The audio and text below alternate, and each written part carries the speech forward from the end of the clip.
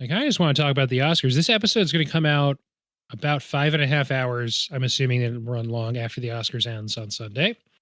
And this will come out at 5 a.m. on Monday. So last year, kind of called shot. Babe Ruth pointed to the stands, and we queued up an Everything Everywhere All at Once episode to come out a few hours after the Oscars, named it Best Picture. I'm kind of thinking the same thing is going to happen. So that's why we're doing an Oppenheimer episode. So if I'm wrong about that, then joke's on me. But let's talk about Oppie anyway. Oh man, that sounds good. I kind of want to talk about Oscars too, especially I just finished Past Lives and Dune 2. For sure. There's a lot to talk about. I kind of also just want to talk about Oscars, but it's fine. Let's start the episode so we can just do that. As you know, I don't know how to start the episode, so it'll either be I guess that's all keepable for once since Craig joined. Pretty much it's all keepable. I don't know if that's ever happened. Or something along the lines of welcome late to the movies. My name's Ben Holt. This is a podcast where my friends and I get to fill in our movie blind spots. Each week we'll pick a film that either I or a guest hadn't seen before and really should have by now. That still applies this month, even though the hadn't seen before is because all of these movies have come out in the last 12 months. This one coming out in July, you and I saw it together opening weekend, so it's actually been a little bit, but still counts. These movies are generally speaking new, all Best Picture nominees this month. This one, which may or may not have won Best Picture just a few hours ago, is Oppenheimer, Christopher Nolan's biopic about the guy in the title, J. Robert Oppenheimer. Before we get to all that, your guest, this Left Right Cross Your podcast now, we got Robbie. Hey. Hey, Craig's here too on the, I don't know, on the levels, on the sound speeds. He's doing what he does. He's a robot bear and he always looks terrified. And he doesn't ever speak. But anyway, Robbie, how's it going? How's your walk with Oscars going this season? Pretty good. I think I'm down to just 3 left. I got Anatomy of a Fall, which I've seen 10 minutes of, Maestro, and Poor Things. So it was funny because I only watched Anatomy of a Fall yesterday as we're recording this. But I remember a little while ago you mentioning in the Discord, like, yeah, I wasn't in the right headspace. There's like a looping noise that plays in the first 10 minutes. There's just like, this isn't time for me. And then I was like, I wonder what that is. And then watching it, it's like, I wonder if that was the noise. And there's like a couple noises happening. And then extremely loudly, an instrumental version of 50 Cent's PIMP starts playing on loop. And I'm like, oh, this probably was what he was talking about. It's just like, it's so loud and I'm having to pay attention. And like, I like, honestly, like it just made me like nuts, like literally nuts. And then I wanted to see if anybody else online was complaining about it without finding spoilers. And the only thing I came across was like, Anatomy of a Fall is a chaotic thriller. And I was like, oh, they're trying to disorient you. Like that was intentional. I okay. So like I'm ready to go back into it and watch it now, but like at least I have an explanation. Yeah, that scene wraps up pretty quickly. And then it doesn't play like the whole movie or anything, but they do go back to it a couple times. It turns into a procedural sort of, but like a fresh take on a procedural. And it's about this wife who's on trial for the murder of her husband, who maybe fell out of a window high up in their chalet in France, or maybe was pushed out, or maybe jumped out. And it happened while this music was playing super loudly on loop. So like in the reenactments, they have to play it also, which is funny. Like when I saw that it was a procedural, that's pretty much what I assumed, because I got to the point where the husband's like dead on the ground. And there you go.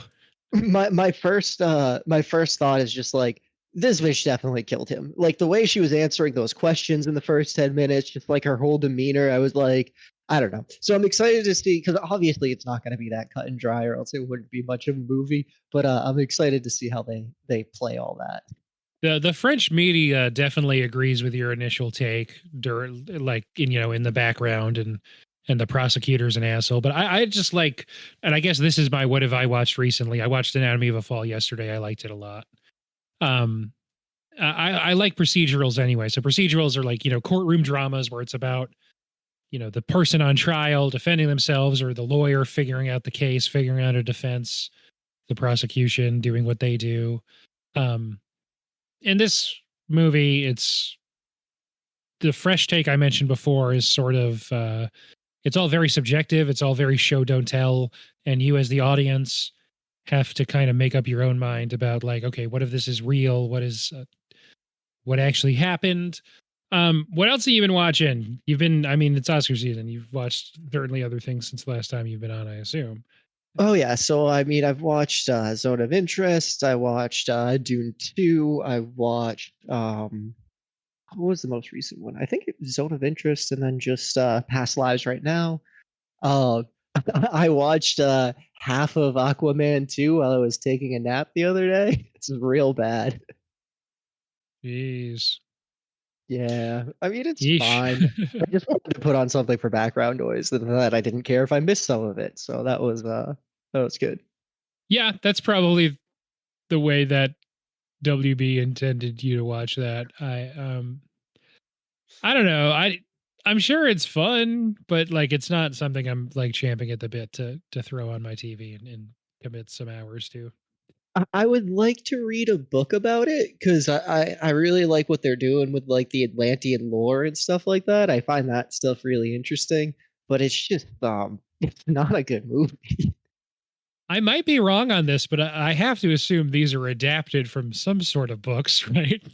I think it's probably comics, and I've never really been able to like read comics. I've never gotten into it either. We have some friends who have, but it's never been my thing for sure. Mm. But yeah, I'm sure it definitely in the first movie even there's like so much lore that just sort of gets scratched at and doesn't they don't really go into, but It's they're eh, doing like some kind of global warming, alternate fuel source kind of thing. I don't know. I don't know exactly where they were. There's too many threads they were pulling at all at the same time. I also didn't finish it, so that could be part of the yeah, problem I there. guess I guess in its defense, but like, at a It certain didn't point make you the want to movie has to finish it. demand you. Yeah, exactly. The movie has to Uh, demand you finish it itself. That's on it. if you can get an hour into something and be like, eh, then it's just not a good movie. Not yeah, the juice ain't worth the squeeze. Oh, but outside of that, I mean, I also watched Killers of the Flower Moon, which is probably one of my favorites. But to Greg's point about not being able to remember anything from it, I do kind of feel that because I can't remember a ton about it. Just that, like, we were I'm really shitty to the indigenous people. I'm the wrong person to give perspective on that because I just watched it yesterday. Um, so I remember it pretty well. I would be surprised if it doesn't really stick with me. It was kind of like I don't know, colossal to me and sort of blew me away. But I just watched it less than 24 hours ago, so maybe I'll feel differently by Sunday. I'll let you know. It's I felt the same way, and I think the feelings I got from it will stick with me. I think the, like, wow, this really changed my whole perspective on, like, what the native life was like before we completely and totally fucked them over. That was, like, part of the way through us fucking them over. Um, but I think I might have said this in the chat. I didn't have a good picture of, like, what it would look like to have, the cowboys living with the indigenous peoples, like, eh, I assumed they were more separate. I didn't picture them, like, in town together. Do you know what I mean? Yeah, So I yeah, think that was really cool. yeah, for sure. And I mean, the like watching it and being like, this is only 100 years ago. The the Yeah, the guy that Leo plays died in 1986. Like right. it's and he was 94. He wasn't like super notably old at the time. No, So he yeah, very recent. Did you see the little blurb I shared from Wikipedia about his yes, son? Fantastic. yeah, he made the right call. Fantastic. Hey, what's up, guys? Yeah, we Yeah. knew it. We talked about this. It's gonna make the episode look so cool. Are you three playing Baldur's Gate without me, or what's going on here? Yeah, us and Craig were playing BG3. Oh, sick. Greg's real bad. I figured he's bad. You can actually participate. We only just started, so we're doing what we watched recently, and we're just talking about Oscar movies. So Oh, you got. I'm in. What did I we watch? we just got to Killers of the Flower Moon. Robbie was saying that he kind of agrees that it hasn't stuck with him the way he thought it would. Yeah, I have the same feeling on that one because I watching it, and the next day I was like, oh, this is fire. I really liked it, and then a couple weeks later I was like, okay, I have this. It just gone. Yeah, it's interesting. I just watched it yesterday, so I don't have that perspective on it. I think what probably hurt it for me is I think one of the things that stick with it so much is the whole atrocity of the whole thing, that this is something we did to people. You know what I Yeah. mean? But That's then literally what I just said. the next week I watched Zone of Interest. Oh, sure. That And I is was a like, little "Hey, worse. this is worse." You know what I mean? So that It's makes much it more in your face about genocide. And yes. it's a lot more implicating the viewer, I guess. Yes, exactly. It's a lot more like this happened and people did nothing. Um, Mhm. Not that Kill of the Flower Moon didn't do that, well, especially when it's a little its ending kind of emphasized that nothing bad really happened for the most part. Uh, but yeah, so that maybe that's why that one fell off for me. I'm not sure though. Yeah. It, Yeah, it's I it's loved it, but like I said, less than 24 hours ago for me, so it's still with me. Yeah. Did it's Oh, I should interesting mention 'cause that's Greg that just joined for the listeners. they can see? Uh, it's interesting because Zone of Interest was like this happened and nobody did anything, and Killers of the Flower Moon is this happened and nobody even knows about it. So it's just very different. well, if you Yeah. wait in 10 years or so, they can do Zone of Interest again. It'll be like this happened and everyone insisted, didn't Oh no. 10, that's optimistic. it? Yeah. Right? It's an election year. Oh God. Did you 10, mention 10 months maybe. Poor Things, Ben? Oh, we haven't gotten there yet. Oh, I Robbie, haven't seen it yet, so can't won't do too spoil many it. spoilers. I don't know. Have we mentioned this? People have definitely talked about Poor Things on the podcast, right? Yeah, a lot of people have at least said they mentioned they watched it. This is the first one I'm recording since I watched it, so I usually go no spoilers, and then someone's like, "It was weird." I was like, "Damn you!" Yeah, what I do you felt think, Ben? spoiled. Oh, it Without was weird. spoiling anything for Robbie. Yeah, it was weird. Sorry, Robbie. That's fine. I liked it a lot. I'd say watch Poor Things next. It's very much worth a watch. It's not one I would have wanted to miss. Okay. Yeah, I think that's fair for like our interests and the stuff that we'll want to talk about with each other. I would say Poor Things. Fair. Anyway, let's talk about Oppenheimer. All right. Um, Hoppy.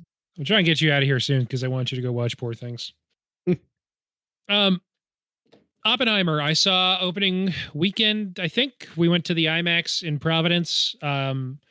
It was completely sold out. It wasn't completely full though because Corey didn't go, so we had an empty seat next to us. um, this was the time that they made us wait like 30 minutes because that was one of the 19 screens in North America in which they were showing it on 70 millimeter IMAX, and the projector wasn't cooperating, so it started about 35 minutes late. And knowing that it was an over 3 hour long movie, that was kind of frustrating in the moment, but I don't feel it now. I'm glad that we stayed. For sure. Quick side note, Dune, they didn't have the ACs on yet on like what is probably the hottest day in March we've ever experienced. It's just like a 4D movie. It's like the chairs were probably moving and they made it really hot because you're on Arrakis, right? I was like, I sweat through my shirt onto my chair, and I think Derek was Oh, like, no. don't waste your water on the desert. But Yeah. anyways, Oppenheimer. God. Oh yeah, we didn't even get to talk. By the next episode you're on, I will have also seen Dune 2. I was supposed to go with you also to the same IMAX theater to see Dune 2, and I was sick over the weekend. You can probably tell my voice is still not great, and it hasn't been since January, so this is just what the podcast sounds like now. Sorry. Yeah. So we went to see it just at the same time, so, we're tied. Either of us eligible to do a 1 minute plot summary. If you feel like you have one, I feel like you can go really short or really complicated with the plot summary for this movie. I think I can do that. All right. All right, so we got Oppenheimer, story of how the nuclear bomb was made.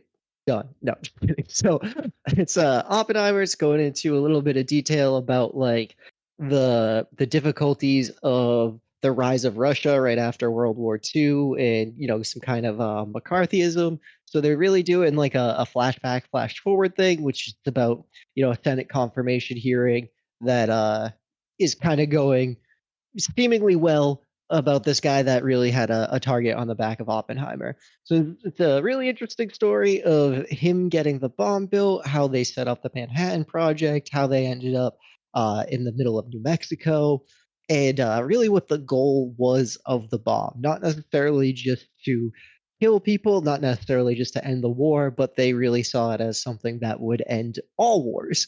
So they really go through Oppenheimer building it.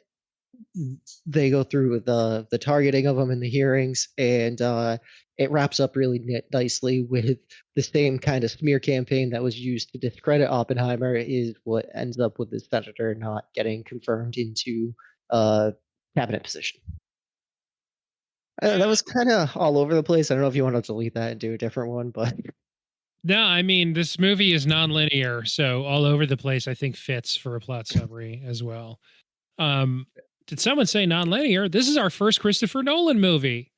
yep. Uh, one of my favorite directors, and someone I haven't gotten a chance to talk about on the podcast before, aside from I'm sure when we went to see this movie, whatever the next episode was, we talked about, hey, here's what I've watched recently.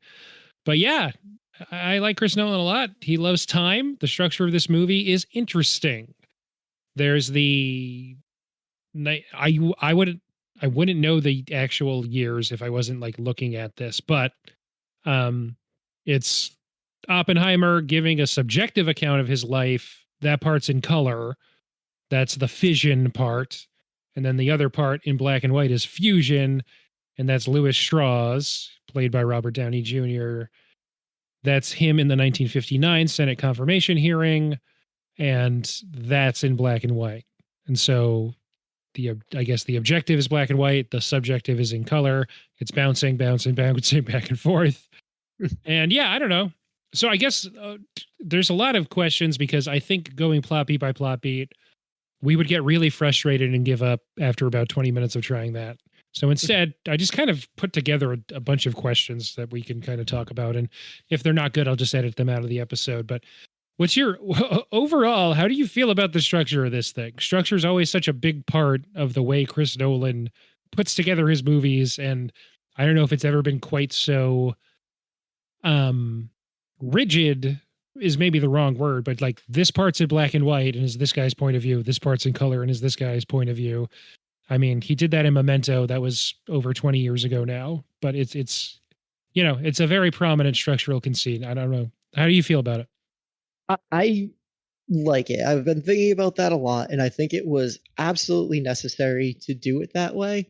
Um, because what happens is you're in a movie, and with anything like this, you're expecting there to be a villain, and I think he wanted the audience to like kind of be uncertain on Oppenheimer, but that he couldn't just come out right and say that Strauss is the villain because then you wouldn't really have that uncertainty. So it tied together nicely where it's like the villain here is really society at large. It's McCarthyism, and that's represented by Strauss. Yeah. Yeah. It's good. I think an easy place to get into this movie is the performances, not just Cillian Murphy, who I think is awesome as Oppenheimer and gives a very, it's sometimes seen as like cynically like, oh, here's how you get Oscar's attention is, do a biopic and be the main character. But Cillian Murphy's a guy that I've loved for a long time as an actor. He hasn't been the lead of a lot of movies that have made as much money as this one did in America. And then you also have someone like Robert Downey Jr. in the supporting role as Strauss, and he's awesome. And then I don't know, like 50 Best Actor winners are just sort of in a scene or two around the edges of this thing. It's kind of crazy. What are your favorite performances in this? I think probably Cillian Murphy. I also just really love him. I watched Peaky Blinders, and he was just fantastic in that. So I'm just really happy to see him do more stuff, do big screen stuff. I also just like him as a person. Everything I read about like how he behaves and like when he's in a movie, he's really boring to be around because he's just so consumed with what he's doing, and you can see that in his acting. And like it's just really cool to see somebody that dedicated, but not like in a method actor way, just in a like let me put my head down and get my work done kind of way. Yeah. Um, which I think is great. And then Robert Downey Jr. of course is probably, close number two. But also gotta give a shout out to the I don't know if I can phrase it like this, but the Jewish assistant guy. Um, what was his name? He was the one like on the train with him that was telling Oh him to yeah, eat and stuff like that. He was that's great. David Krumholtz is the actor, and Okay. he's awesome. And we've done him before too. Were you on the 10 Things I Hate About You episode? I might have just been I checking right. was. Yep. Who was he in that? He's Joseph Gordon-Levitt's friend that keeps quoting Shakespeare. Oh my god.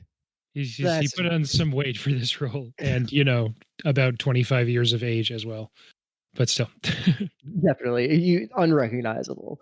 yeah, But I thought he was really good. I liked him being like kind of the moral compass conscious kind of person.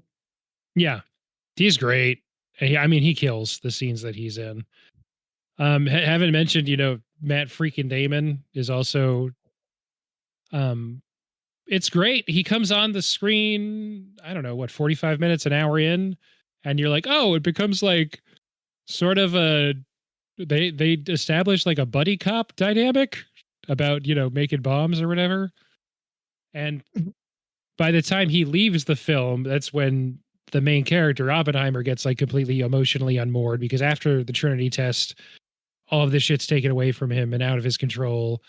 And Matt Damon pretty much exits the movie, and you're like, oh, that I didn't realize that guy had been my security blanket, and I just loved having him around.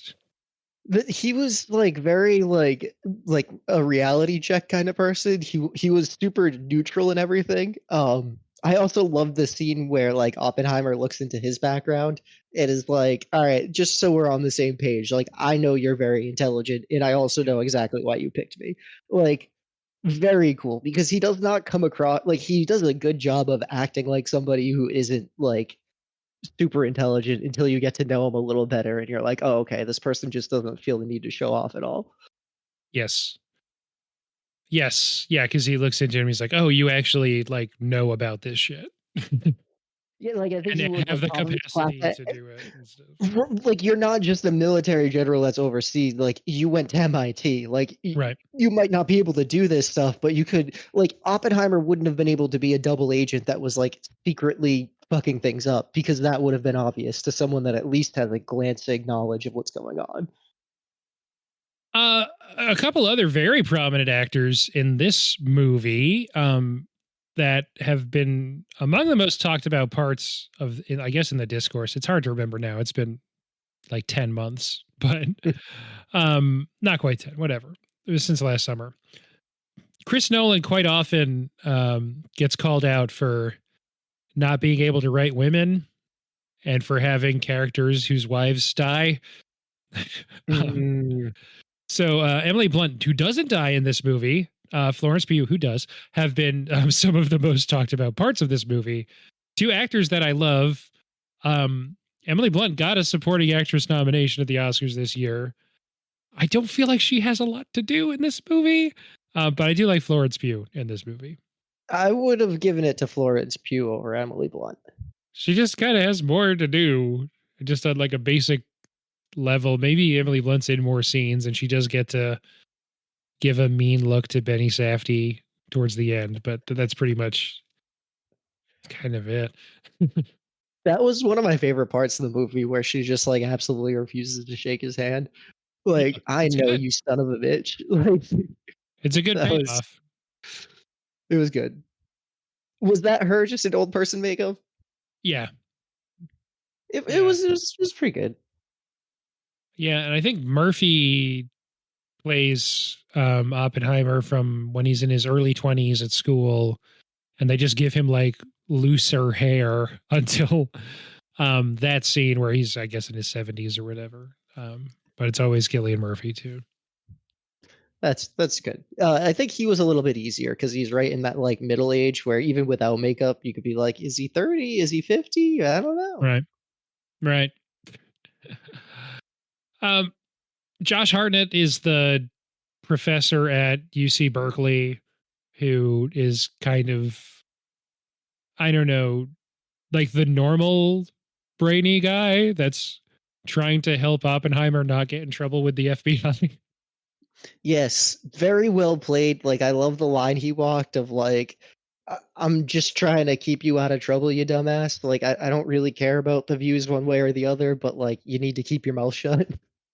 Yeah, like this is like just I'm not trying to be a dick. I'm just it's clear you don't understand the peril that you are constantly in with the stuff that you do.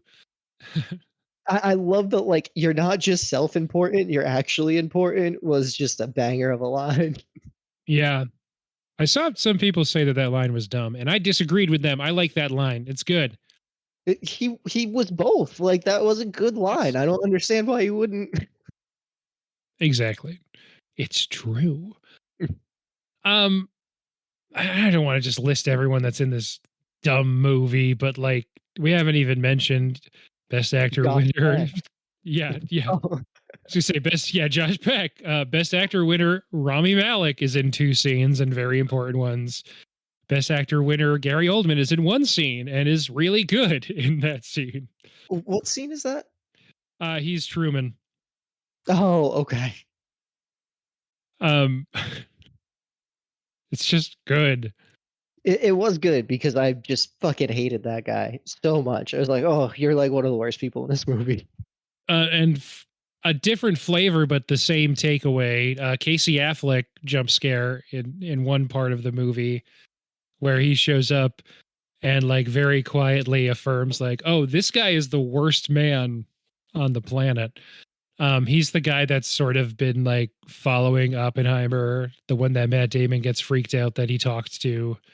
And Oh, right. and then you see like the one scene that he's actually in when he's interrogating Oppenheimer, and the interrogation, like his voice barely ever rises above a whisper, but you're just like, oh, that guy knows like 10 different ways to kill someone with his hands and is constantly evaluating what's the best option in any given moment.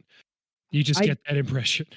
it was probably intentional, but my thought is like if you put that character in a different uniform, he could just very easily be playing an SS officer. Yep. Yep.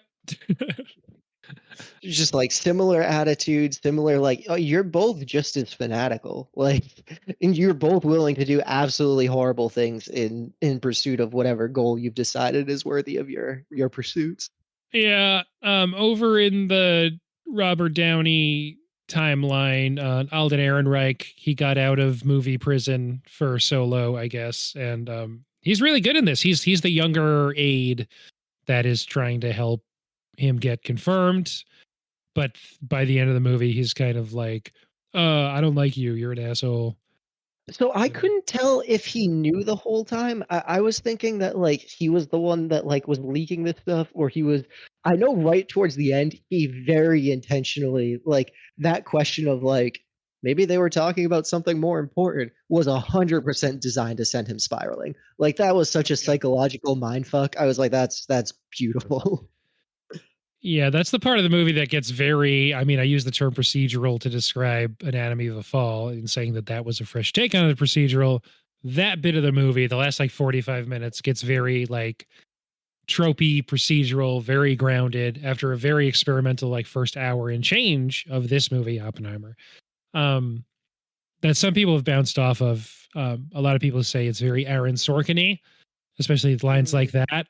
But that stuff always works for me, so I'm fine with it. But I can see why that shift rubs some people the wrong way. Not to get too much into the plot, but I think that that was just about all the people that I wanted to specifically call out. And I was hoping by doing so we would cover a lot of the plot anyway and not have to go back and cover anything. But should mention, I asked you about structure before. I really do like the conceit of returning to that Einstein moment throughout and just seeing not really what happened and just having Strauss's takeaway that that guy that guy messed up my chance to be friends with Einstein, and so I'm going to go on a decade-long vendetta against him, and it building up to, well, he didn't actually even talk about you. Alden Ehrenreich was right. They were talking about something more important. It was Oppenheimer saying stuff that bummed Einstein out so much that he was like catatonic when Strauss tried to say hi to him a few seconds later. Like, oh yeah, people are using my work to potentially end all life on Earth. This is great. Yeah. And not to skip ahead too far, but I'm not really sure how the structure of this episode's even going to be, so that's fine. Um, what what'd you make of the ending? Because you do finally see what Oppenheimer and Einstein talk about next to the pond after Einstein's hat blows away. That guy, to get like a chin strap, his hat's blowing off every like 20 minutes in this movie. Well, that's his thing. Everybody knows Einstein, his hat blew off, and then he discovered the force of wind. That's why his hair looks like that in those pictures. No, I really liked it. I loved how they tied it all together. I like the concept of like they don't really talk shit on Einstein, but he's kind of mocked a little bit of like, yeah, he discovered this stuff, he never really embraced it. Like he doesn't care about the quantum realm. And then like you see the parallel through with Oppenheimer, like he discovered the atom bomb, but he doesn't embrace the hydrogen bomb.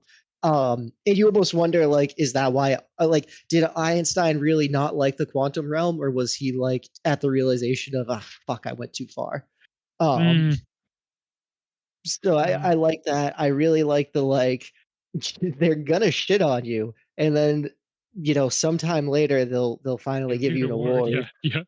yeah, It's not gonna be for that for you. It's 100% for them. And like that's a really insightful, and like he just dealt with it. I'd love to know how much of that is based in reality and how much of that was like artistic license. But I really liked that yeah. message or that motif. It's so good. And then the last moments of the movie, as it's just like, you know, Cillian Murphy staring directly into the camera, intercut with just Armageddon imagery. Um, yeah, I don't know. You don't walk away with it with a happy, warm feeling, but I thought it was pretty effective.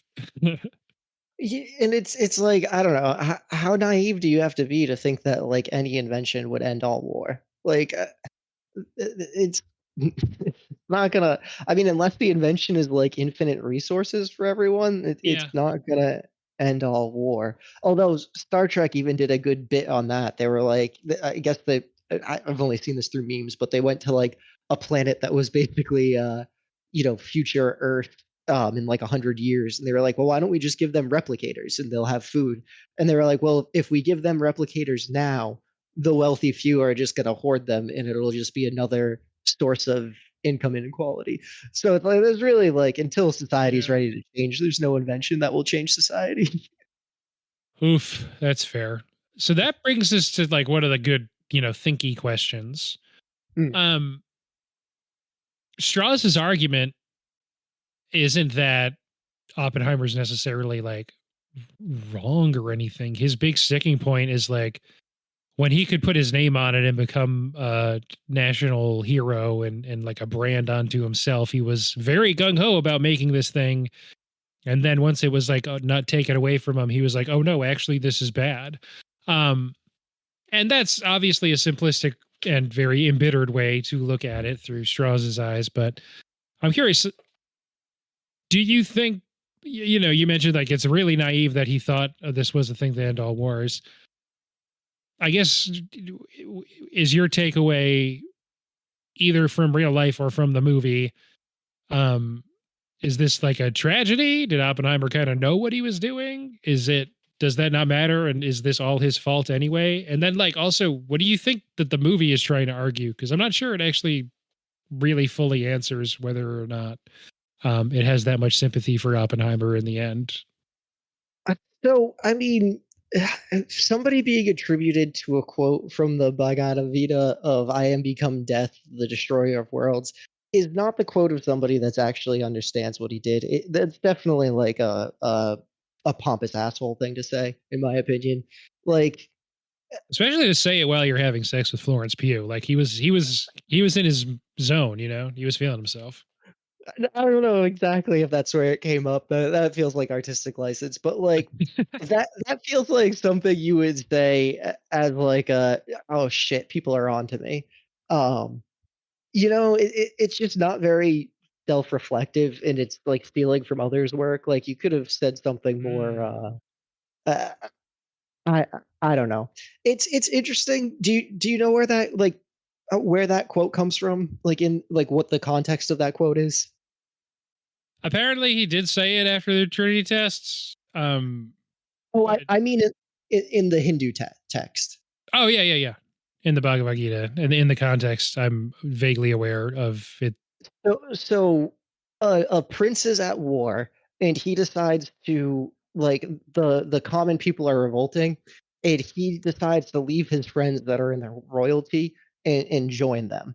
And he calls forth Shiva, who goes out and just decimates the battlefield and just murders all of his friends. And then right after that, that's the I am become death destroyer of worlds. So it's a very poignant quote, but like I don't know. He didn't destroy his friends. He destroyed some random people in fucking Japan. So I don't really feel like he felt the full weight of it. You know what I mean? Yes, and that definitely sounds like something that you know, workshop and like rehearse and prepare to say, right? But I also like that the movie sort of makes it seem like this is just a kind of weird dude who does say shit like that genuinely. That's fair because I'm kind of a weird dude that says stuff like that. I just gave you the text of, of the Bhagavad Right. Gita. But And like, then okay. and then like later on when he meets Truman and says he feels like he has blood on his hands. That is actually a thing that he said. And in turn, Truman actually did say, like, don't let that crybaby back in here. Yeah, and I think it's just because he's disingenuous about it. Like, Yeah. that just seems like something you'd say when you want somebody to be like, "No, you're a good little boy. It's okay." And it's like, "No, you're not. You do have blood on your hands. You should be sadder about this." Yeah. So I guess I also don't really know because like Strauss does have a point, like being the face of the atomic bomb, and then a few years later, a decade later, being the face of the opposition to it. It isn't a bad marketing strategy to keep yourself in the headlines if you want to look at it cynically, which Strauss does. Um, but you know, it works. All of that is a fair criticism of Oppenheimer, but it has nothing to do with Strauss. Like, Right, he right. just used that for his own personal like, he's also being disingenuous. Like, the fact that he has a valid point is irrelevant because he didn't use Sure. it in a good way. He used it for a smear campaign that had nothing to do with what his actual point was. Yeah. Yeah. Like, nobody thought he was actually a Russian plant. Like, nobody thought he deserved to have his security clearance. He just wanted to shut him up, and he couldn't think of a good way to do it, so he went about it in, like, the most unethical manner possible. Yeah. Yeah. Because he's using McCarthyism, which was a horrible time in America. Like, so many people lost their jobs and livelihoods just for like.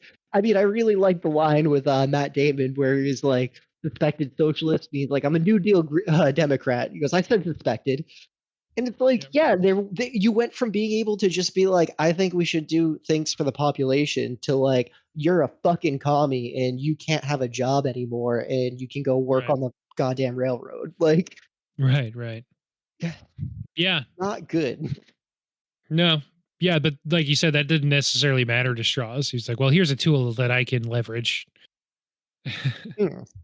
That guy And like, sucks. what did he end up doing? He ended up he made him a martyr. He went through this whole thing where he's like, no, I have to do it in secret and be a shady fuck so he doesn't become a martyr, and then he just became a martyr anyway. Yeah. So the movie, um, do you think it has like a final take on whether or not uh Oppenheimer was genuinely remorseful? Or maybe that part doesn't even super matter.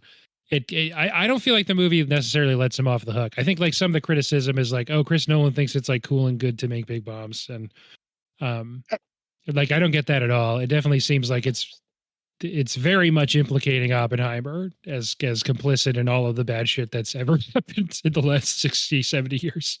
That's like, I don't think it really matters either, and I think if you ask Japan, they'd say it doesn't matter either. Yeah, fair enough. I I think that like the bigger implication is just like any scientist would have done this, and they all would have had Right. similar justifications. Like, you could have implicated anyone on the project. You're picking Oppenheimer, like, I guess he had more to say, but not really. Like, that was going to happen with or without him. Um, And then you really do have to weigh the alternative of like, did you want the Nazis to figure it out first? Like, would that have been better? Right. So instead, it's like a European city, most likely, or an American city. I don't know. Like, would they have stopped? Like, America using it stopped colonialism in Japan and expansion in Japan. If the Axis had gotten it, it would have pushed further with more takeover and more. You know what I mean? Mm. So, Yeah. Yeah, when we get into the actual historical facts, I'm out of my depth, but I liked this movie. And I fair. don't, I don't really feel like it lets him off the hook either for responsibility, but also for like kind of self-aggrandizement. For sure. No, I feel like it keeps him very much in check of like this was just any number of egotistical assholes that wanted power and they didn't really care what the ultimate end of it was. Yeah. Um the fact that it happened to have played out well is kind of irrelevant because there was a number of scientists in Nazi Germany doing the same exact thing. Yeah. But Um I think the larger implication is that like society was wrong. yeah. And I do like the part where he's like, what's gonna doom the Nazis is anti-Semitism because they're not gonna give the Jewish scientists what they need to actually do this. Proper funding. I mean, Heisenberg was an amazing scientist. We still like the Heisenberg uncertainty principle is still a very relevant theory today. Like, it's very interesting to see him in that context. I've heard him referenced in like quantum physics and stuff like that, and it's like, oh yeah, this man was working for the Nazis, but like that's not remembered as much as Oppenheimer building the bomb that killed the Japanese is. So it's like, well, what did Heisenberg, did he, we watched, Zone of Interest, and there was somebody designing furnaces. Like, what did Heisenberg design, even in his limited capacity over there? Like, what was his role over in Germany? Right. Yeah, Not fair sure. enough. Not sure. Um, so the movie's really structured around flashbacks stemming from those two different non-trials that are both set up as trials. And in both cases, the characters in them comment that like, oh, this feels like a trial. And then someone's like, this isn't a trial, as a way to like push through some kind of loophole to, really fuck them over. Mm, Except it's funny when it happens to Straws because we don't like that guy. All yeah. this to say, what'd you think of when Emily Blunt imagines a naked Florence Pugh on top of Cillian Murphy in that non-courtroom? That was pretty hot. No, I thought it was interesting. I think it was really like I don't know what the word for it is, like superimposed or whatever with the scene of like Oppenheimer complete or Cillian Murphy completely naked in the room.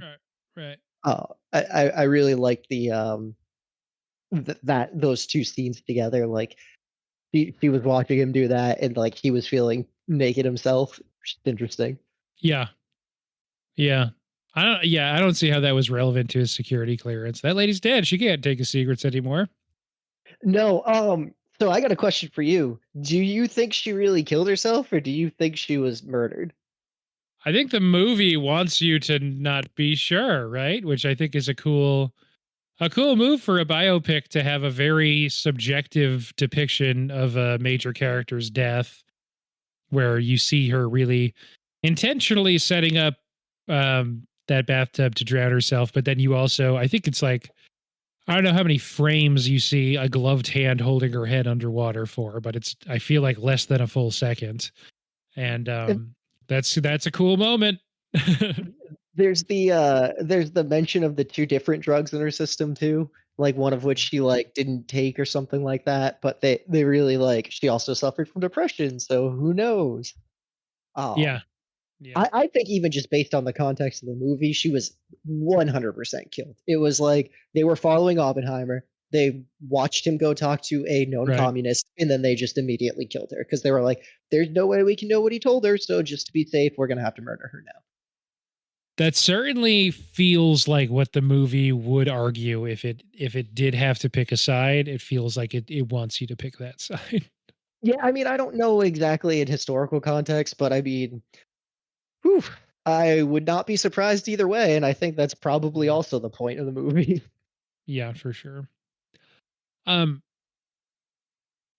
were you like after so many different famous people had shown up for just like a scene or two or just to do like a fun Harry Truman impression? Um, were you surprised to see Rami Malek come back with like some fire right at the end there? What did he do right at the end? I probably got celebrity fatigue. Yeah, so he was the guy who testifies that like kind of starts the montage of different scientists testifying against straws. But he's the first one to get into the Senate hearing and be like, actually, this guy sucks. Um, yeah, I mean, I kind of expected there to be some kind of turnaround. Yeah. Because like, I mean, you know, Oppenheimer isn't known as like a suspected communist or whatever. Um, it is interesting though because this story particularly, like the losing his security clearance and all that, I had no idea like any of Yeah. that happened. So it was definitely interesting. It was cool to see. Makes sense. I'm going to just embrace the disjointed nature of a Chris Nolan episode and just skip around entirely. Sounds good. What mentioned before, I'm a big Nolan fan, but what's your favorite Nolan movies? Or I guess I should generally ask, like, do you like his movies at first? I feel like I can't remember. I know you had a strong opinion on Inception, right?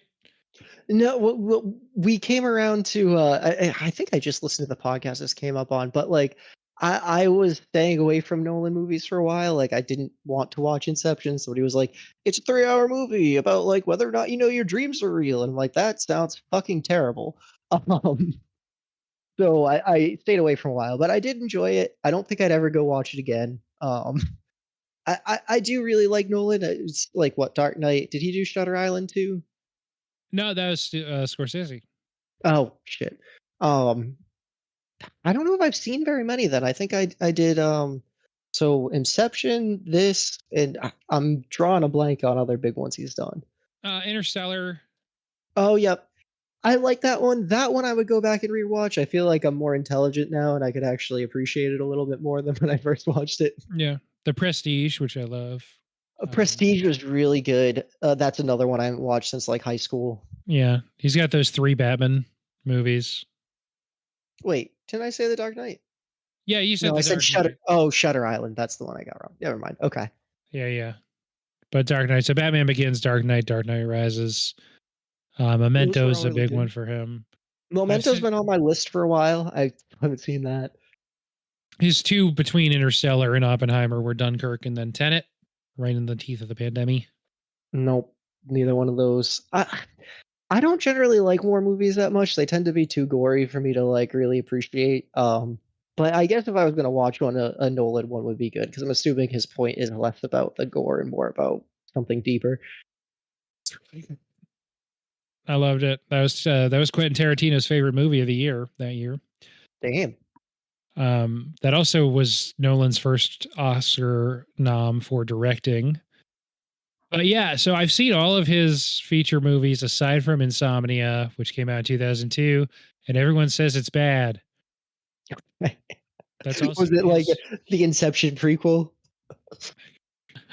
It came out way before Inception. He made not all of the Batman, but 2 of the Batman and the Prestige in between, which were all better, I guess.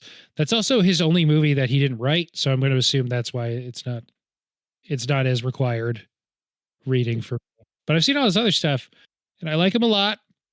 And I hope he keeps making big movies that randomly make almost $1 billion. Oh, did Oppenheimer? Yeah. Yeah, Oh, yeah.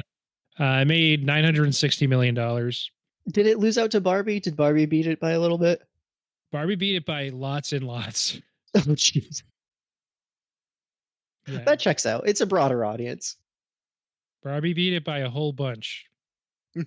Super Mario movie was second or third of the year, I want to say, which also made over $1 billion. I'm gonna Someone else go. I'm forgetting. Ugh. All right, I'm a little upset that Mario beats Oppenheimer, but I guess that also makes sense. Again, I bigger mean, audience. so it's a over 3 hour long R-rated biopic, and it made almost $1 billion. It's the second highest grossing R-rated film of all time, behind Joker, which, despite being like a more mature take on Joker, is still an IP movie about a very Mm. famous Batman villain, um, as opposed to, again, a fucking a 3+ hour long biopic about an old scientist guy, and it made almost $1 billion. It's crazy. That's okay. That's fair. In context, it did very well. So the top four highest grossing R-rated movies of all time: Joker, Oppenheimer, Deadpool 2, and Deadpool. So, like, Jesus.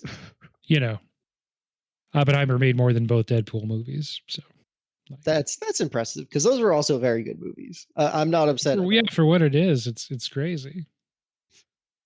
It's crazy. Um, so speaking of Joker and Deadpool and superhero movies, is this movie about how Chris Nolan destroyed film and cinema and the movie industry by making people take superhero movies seriously? Oh, if it is, it's in the same way that Oppenheimer was guilty about creating the bomb. You think? Oh, 100%. I mean, you don't like if he did that intentionally, then that's a very much like sad jerk off session. Like, oh no, I ruined the movie by making billions and billions of dollars. Like, no. And I mean, he wanted to be the best. So, like, could he have predicted that Wanted to be superhero the movies best. would take off? Like, it doesn't matter because he would have made it anyway. Like, he wanted to, and I'm not going to take that from him. He did do it the best. And, like, he is an incredible director, but, like, you would have done it anyway. Don't act sad now. Hmm. I like that take. Yeah, suck it up. It happened. You know, like, you don't get to pretend to be all sad because you did something horrible. You got to deal with the consequences of your actions. Keep making better movies and, like, don't be apologetic about it. He obviously hasn't ever said that that's what this movie is about, but people online and me like to think that it's at least part of it because it's funny. But I do think, to an extent, he probably does feel like some guilt about that. He's the guy who talks a lot about like the health of the movie industry and going to movies and wanting there to be movies that people see. And he got mad at how Universal released how Warner Brothers, yes. He's worked with Warner Brothers forever, and he got mad at how they released Tenet, and he thought that they did him dirty. So after making his first like 14 movies with them, he switched for Oppenheimer to Universal. Ouch. So he's a guy that cares about that. He was one of the loudest critics of HBO Max's, now just Max, but at the time HBO Max's strategy of taking all their theatrical movies and just putting them directly on Max during the pandemic. Yeah, I mean, as much as I like that, I don't And know. that's The like, thing this is your fault, Nolan. well, I'd feel worse about it if they weren't like, having the movie industry, the theater industry at a chokehold because it's like, how many independent films do we miss out on because of their fucking stupid ass contract agreements where like you have to show so many movies or blah blah blah, or like you can't show this, like they're not blameless in this either. Like they've had a big part to play in the death of movies, and it's the death of more original, smaller studio movies. I'm so shocked A24 has been able to be as successful as they are given the environment, you know? Yeah, it's tough. It's tough to break through in any kind of meaningful way. But now And it's A24 has more Oscars than like I think like Disney's gotten in the last 10 years put together, just from fucking Everything Everywhere All at Once last year. it's so nuts. I mean, how many movies this year? Is like at least three that I've seen, I think, right? Past Lives, Zone of Interest, and I want to say there was another one. Yeah, it's almost like wallpaper. It just pops up now. So you used to have to do the kind of like, comic book guy, push your glasses up and go, well, actually, thing about A24 that they're just a distributor. They don't even produce movies, but that's not true anymore. They produce a ton of movies now, so I'm not even sure which of these is their production. So I can't speak to that Oh, anymore. gotcha. They do way more producing now than they used to when they used to just buy movies and put them out. Oh, that's interesting. I didn't realize that. Huh. Yeah, but that hasn't been the case for a few years. So like I said, I have no idea which ones are and are not now, and that probably suits them well. Fair. I think they produced everything everywhere. That's why they got to keep all those Oscars themselves. That makes sense. I was gonna say what I was like vamping a little bit because I was trying to find the specifics. So his brother Jonathan, oh my god, Jonathan Nolan, also pretty prominent. Weirdly, they're brothers, but they have different accents. Jonathan Nolan doesn't have any British accent. Chris Nolan does. Whatever. Jonathan Nolan, one of the main showrunners of Westworld, which comes up a weird amount on this podcast. And I think Huh. Chris Nolan is maybe a credited producer on that, or at least it's assumed that he gave some feedback or ideas or something. But anyway, yeah, they work together a lot. So people assume Oh, that's that. cool. And they both work with their partners a lot too. Emma Thomas is Chris Nolan's saying, yeah, they're actually married. And they have been for a long time, and she's produced all of his films since 1997, which is cool. Oh, wow. So she's also nominated for Best Picture along with him for this one. Huh. Yeah. Good stuff. Just For sure. he's a big wife guy. Kid, just like Oppenheimer. Hopefully without the hopefully without the bad stuff Oh, as far as like cheating on his wife goes. I would be surprised. I feel like she would use the similar logic to justify it of like, well, he's a great man. Can I expect to have him all to myself? Yeah. That's probably like a line she said, like, you're not just self-important, you're actually important to the film industry. Because I just wish you would stop saying I am become death while we're fucking. So I'm gonna put that in the movie. Movies. I'm definitely gonna put that in the movie. All right, cool. There's so much in this movie packed in. I love all the imagery, all the apparently practical effects of the different stuff overlaying the screen, especially in that first hour. All the raindrop stuff, the spinning, the fires that the raindrops slowly turn into more and more fiery kind of imagery. Apparently, they did all that just like in camera. They had like, I don't know. I have the 4K now, and I'll see if this is on any of the special features. But like, I heard something about like a fish tank that they used that they swirled stuff around in, and that's what they made. All the kind of microscopic looking stuff do. The quantum realm. Oh, that's really cool. I thought they were just literally using like slides from research, but I guess that makes a little more sense. I don't know if Yeah. research looks that good. Right. Yeah. That camera ready. I don't know. I have no idea. I haven't watched those special features yet, but my understanding is most of the effects are practical effects. And obviously we haven't even talked about one of my favorite sequences of the year. That Trinity test sequence is really good. Yes. Very And, cool explosion. He did make a big explosion out in the desert. He did that. Good job, Chris. I can't believe they let him use a nuke. Yeah. Oh, they had some left over at Los Alamos. Yeah, sure, whatever. We got like what, 10,000 of those fuckers? We barely touched on like, and then this happens, which I think is good for this movie, but there's probably a couple sequences we could have called out, that being one of them. The whole Trinity test is really cool. Yes. What a movie moment when it goes off, but it's all silent and everyone's just looking with their different goggles or sunscreen or behind their windshields. I like the display of the explosion. I wonder, like, I'm sure that was probably more practical effects, but like Yeah. the shockwave that comes after when they all see it, like you almost feel like Oh, yeah. everyone's like comfortable, and then it's like, oh no, you haven't even been hit by the blast wave yet. Right. Oh, it's cool stuff. And then it's gone. They take it away from him immediately. He gets to go to a meeting where the guy's like, let's take Kyoto off the list. We went there on our honeymoon. It was lovely. And it's like, oh, these guys are evil. It was disgusting because like the reason given in history for not doing Kyoto is because it's a World Heritage site. Like it's like the oldest city in Japan and stuff like Right. that. And like I'm much more inclined to believe that it was because some fucking white dude went on his honeymoon there. Like that seems more accurate. It really does. It super does. All right. Anything else we want to say about Oppenheimer? Um Good movie. I wouldn't be surprised if it made best picture, but I don't know if I would be upset if it doesn't. There's a lot of movies that I love this year. And like I said, despite my ranking of American fiction, there's no movies in the best picture race that I disliked fully this year.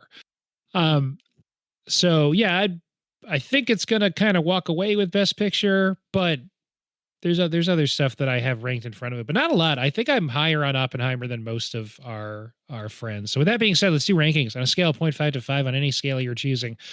What would you give Christopher Nolan's Oppenheimer? 4.5 out of 5 self-important scientists. So I would go 5 out of 5 non-zero chances that we ignite the atmosphere in the world. Oh, nice. Oh man, I wanted to post on like Ask Scientist or whatever, like on the Reddit thing, because I'm really curious. I know back then there definitely wasn't a way to do a controlled explosion and test it, but I'm wondering if now, like if we like w- with the theories they were using and the formula they came up with, was there any way like in this day and age to like do a contained test where it wouldn't do that? Because even at like a 0.01% chance, that's still insane when you consider the stakes. Yeah. Yeah. I wouldn't have taken that chance personally. It's really extreme. I really liked Einstein's comment there too of like, and what if we find out that it could? He's like, well, then you stop working on it and you let the Nazis know what you found. It's like, Right. Yeah. yeah, that's the call. Yeah. They wouldn't have cared. No, they would have been like, perfect. So Oh, we yeah, made great. this, and it's either our way or everyone dies. Gross. I don't like those guys. Um, Oh, so we came up with a question for this month last week, which was if you could add any one category to the Oscars, what would it be? Some of the things we said last week, Ray had said best voice acting. I had mentioned stealing a couple from the Indie Spirit Awards, breakthrough performance, so like best young actor, however you want to phrase it, and like best debut feature, so like the best first movie from a director. I, I have one right off the top of my head that I would really like to see, but I feel like I know why it's not one. Um, Best comedy, but I feel like that's so subjective. It would just be a shit show every year. It's also tough because then does that do what best animated did to the animated movies? And it just is like, oh, well, you have your own island over there. We don't have to consider you in any other category ever again. Well, I mean, do they? Like, how many comedies were there this year? I guess American Fiction, but that's very loosely a comedy. Um, Judging by Golden Globes, Barbie and Poor Things. Those were both in Okay. comedy at Golden Globes. I did not realize that Poor Things is a comedy. Interesting. All It's really right. funny. I mean, I think there's an interesting argument there. I think it's like, well, if there is its own category, do we get people putting more effort into comedies? And like, I kind of Oh have an yeah. ulterior motive here where like I want to see more rom-coms, and I feel like if there was a chance at an Oscar, you'd see Oh more yeah. of those. But I think that's a good point. I wish there were more rom coms.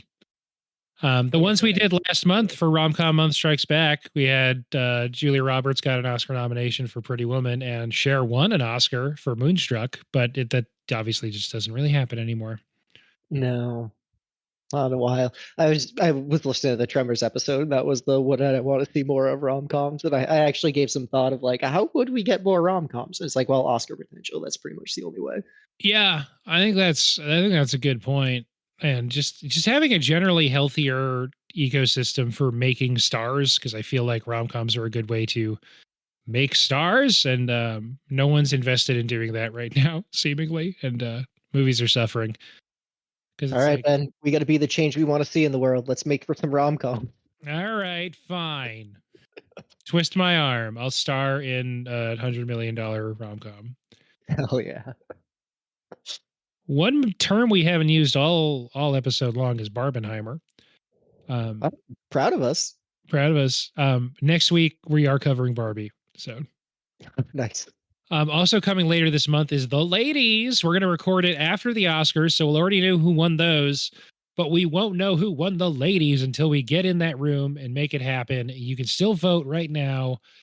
Maybe you're really mad about how the Oscars went and you want to do some counter voting. You can do that at The Ladies. I'll put a link in.